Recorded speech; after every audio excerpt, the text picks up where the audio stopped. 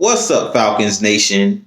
It's your boy Jew coming at you with another Atlanta Falcons video. As always, Falcons Nation, rise up.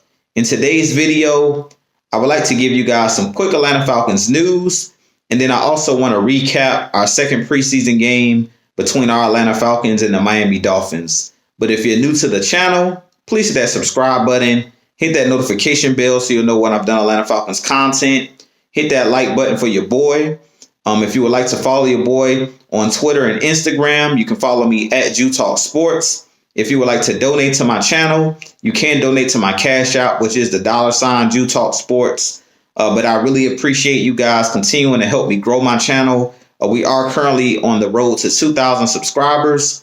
But with that being said, let's jump right into the video.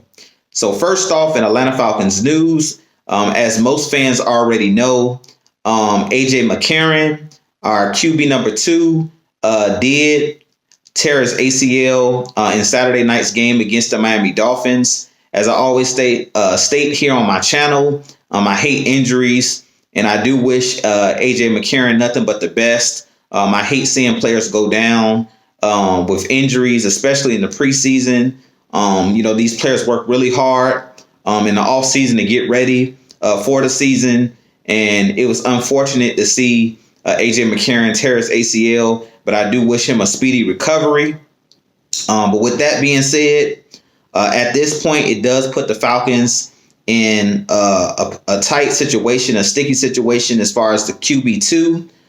Right now, of course, now it is Felipe Franks. I figured that Felipe Franks would have beat AJ McCarron out for this job just because to me, he was outplaying AJ McCarron in the preseason, but AJ McCarron had that veteran leadership. He had that experience, being that he's played NFL games, and that's something that Felipe Franks hasn't done, being that he's a rookie. He doesn't have a lot of football, NFL football, professional football under his belt. So I do believe the Falcons will bring in a veteran quarterback. I'm not too sure what veteran quarterback we may bring in. We definitely will have to wait until some of these 53-man rosters, these teams cut down to their 53-man rosters, and maybe a quarterback that is currently on someone else's roster may be let go and be out in the free agency, or maybe we can pick up a quarterback from one of these teams' practice squads once they trim their rosters down to the 53-man roster. A player that I've wanted on the Falcons because he knows the scheme of Arthur Smith is Marcus Mariota, but he plays with the Las Vegas Raiders, so he's not a guy that we can pick up. We would have to trade for him. But it's a few names out there that I wouldn't mind bringing in for the Atlanta Falcons. RG3 is a guy that's right now, it's not playing football, but he's a veteran guy, a mobile guy. And I think he would fit in this Arthur Smith scheme. I'm not too sure if he wants to come back and play because he did recently retire, and now he's in the booth doing broadcasting. So I don't know if he wants to come back, but he's a veteran guy I wouldn't mind seeing on the Falcons. A guy like Kurt Benkert, who was on this roster, he's playing with the Green Bay Packers right now. He could be a guy, if he's let go by the Green Bay Packers or if he's placed on that practice squad, he's a guy that's familiar with the Atlanta Falcons organization, and he's had a really good showing so far in this preseason. He would be a guy I wouldn't mind the Falcons bringing in as well. But it's a lot of names out there that currently are on other rosters right now that could be on the free agent list in a couple weeks. So we just have to wait and see at this point. We don't know what quarterbacks are still going to be out there, but it is a couple veteran guys out there that the Falcons could possibly either trade for or go get. But that's pretty much all I had for Atlanta Falcons news. Now, I do want to talk about the Atlanta Falcons second preseason game and give kind of my thoughts on the second preseason game and how well it went. I was really impressed with the second team and the third team that played on Saturday night. They cleaned up those penalties that we saw in the first game. In the first game was a ton of penalties, a lot of lining up all sides, holding calls. And I think in this game, they did a better job at cleaning up those mistakes that they made, all of those penalties that we had in the first game against the Tennessee Titans. I do feel like the second team or the second unit looked a lot cleaner. The offensive line played a lot better than they played in that first game.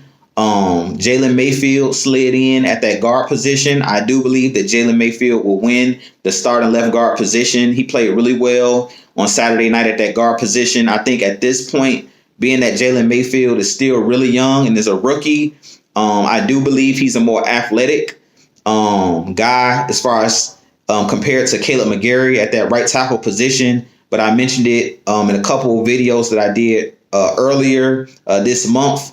I think that Jalen Mayfield at this point just doesn't have that NFL experience to play that right tackle position. Unless injuries strike, I think that Caleb McGarry is going to hold down that right tackle spot. And I think Caleb McGarry will hold down that right tackle spot. And Jalen Mayfield, I believe, will be that left guard. He played really well against the Dolphins inside at the guard position. And he played a lot better when he played a little bit of right tackle on Saturday night. He did a lot better than he did in his first NFL game against the Titans. But like I always say, when it comes to rookies, it does take time for those guys to get used to the speed of the NFL and get used to gelling with his teammates on that offensive line. None of the starters, as you know, played in this game, but I think the running game looked a lot better as well. It was a lot of holes opened up in the running game. Caleb Huntley was a guy that I did a video on as well, and he looked really good in this game. He's had a touchdown run for about a 35-yard touchdown run where he showed some of his burst. Another kid that I really like on this Atlanta Falcons team is Javion Hawkins. He ran really well late in the fourth quarter against the Dolphins as well. He had an explosive run for about 25 yards. He did a good job of finding an open hole and turning on the Jets. But he did a good job of holding on to the football and being very aware out in open field.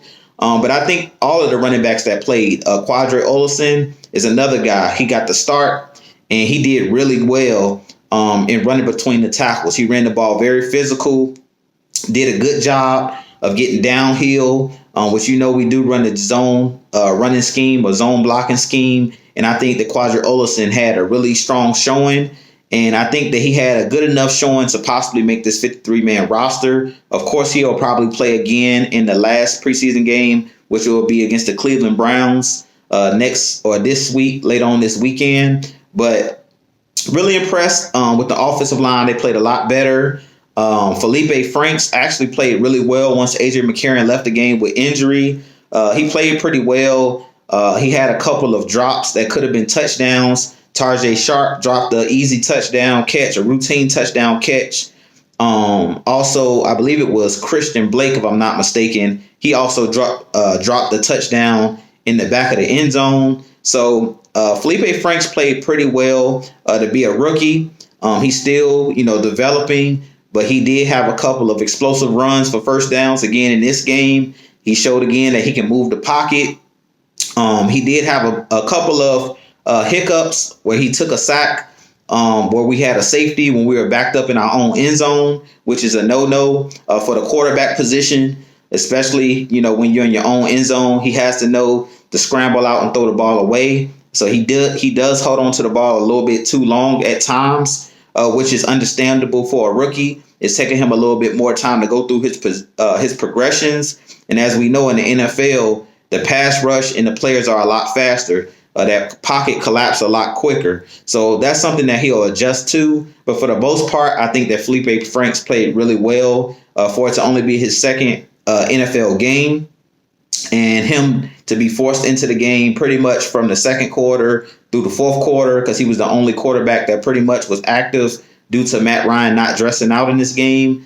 So I think Felipe Franks is still developing, and I really think that he's going to have a bright future in this league. Also in this game, on the defensive side of the ball, Ade Ogundeji played really well again in this game. The defensive line looked pretty good in this game, looked solid. They didn't get a whole lot of pressure on Tua because the ball was coming out really fast in this game. The Dolphins did a good job with their first team offense against our second team defense. a lot of 3-step drops, get the ball out quick, and get the ball into their wide receivers and their running backs' hands and their tight ends. Waddle, Jalen Waddle, I believe his name is. He had a really good game for the Dolphins, who was their first-round draft pick. He had a couple of short passes where he got a lot of yak yardage after the catch. Mike Gesicki, who's the tight end for the Miami Dolphins, he had a couple big first down catches as well. And pretty much the first team offense of the Dolphins just picked us apart with quick, short passes. I really wasn't too impressed by the Miami Dolphins, being that they were going up against our backups. And our backups pretty much held their own for the most part in this game. But it wasn't too many players that stood out to me in this game. To me, in the first game, the defense played a lot better to me as far as, the guys who stood out. In this game, it pretty much was a wash. I mean, I really didn't see too many bright spots other than Ogundeji, who played really well on the defensive line. And in the secondary, I think guys like Williamson, Chris Williamson, he's still playing really well. And he's a guy that could possibly make this roster. Guys like Richie Grant played really well in this game as well on that back end. But we didn't see as many blitzes in this game that we saw in the first game against the Tennessee Titans. We didn't get home with our blitzes. It was a couple of plays called, a couple blitzes called by Dean Pease, but we just didn't get home on a ton of sacks in this game. But like I said, for the most part, the Dolphins pretty much dominated this game because they played their starters pretty much the whole first half.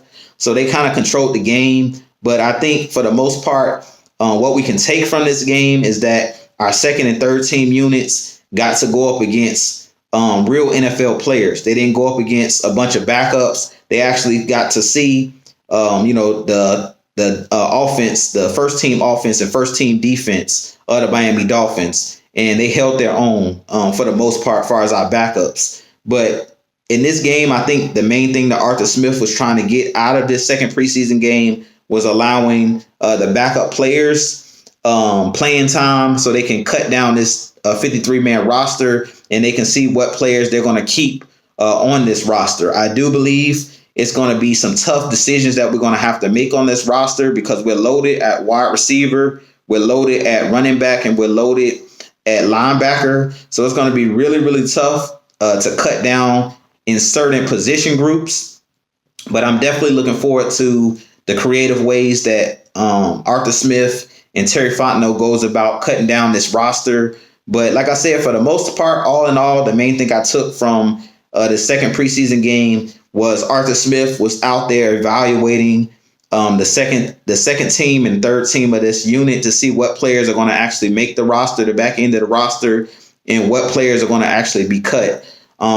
Briefly, another player that really stood out to me on the offensive side, and he's kind of quietly had a good preseason and had a pretty good training camp, is Frank Darby, the wide receiver. Frank Darby, to me, stood out in this game. Pretty much every time the ball was thrown his way, he came down with the ball. To me, he's a big play wide receiver. I do believe that Frank Darby should make this roster, even though we're loaded. I just love his poise, and I love the way that he looks like he's fearless out there. He doesn't play the game to me like a rookie. He does a great job of catching the ball with his hands. He did a great job at running his routes in this game. And to me, out of the wide receiver group, he was the guy to me that stood out in this game. Frank Darby did a really, really good job in this game of making plays when they presented themselves, when the ball was thrown his way. This preseason and during camp, he's done a great job of coming down with the football, not allowing the football to hit the ground. I was really disappointed in guys like Tarjay Sharp. To me, that play that he had on the goal line when Felipe Franks threw him the ball, I believe it was on a third down.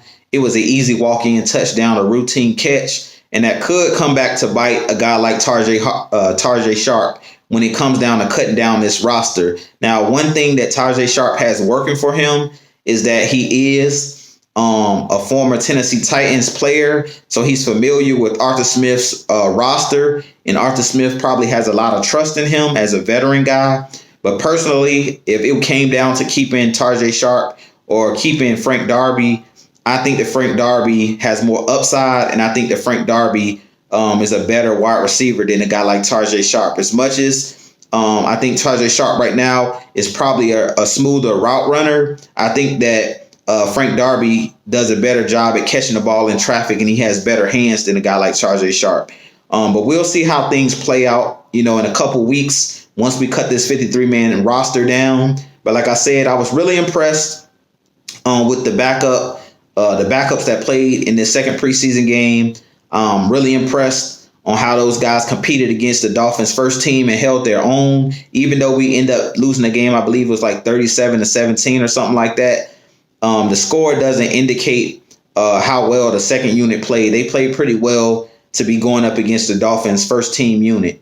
But with that being said, this been your boy Jew. I'll have a lot more coming for you guys, so stay tuned to my channel. I will have a lot more coming for you guys, getting ready for this third and final preseason game against the Cleveland Browns. I'm really looking forward to this game to see if the starters will actually get some playing time in this final preseason game. But with that being said, this has been your boy Jew. Let me know what you think. Let me know what you think in the comments. But I really appreciate each and every one of you guys. As always, Falcons Nation, rise up. Peace.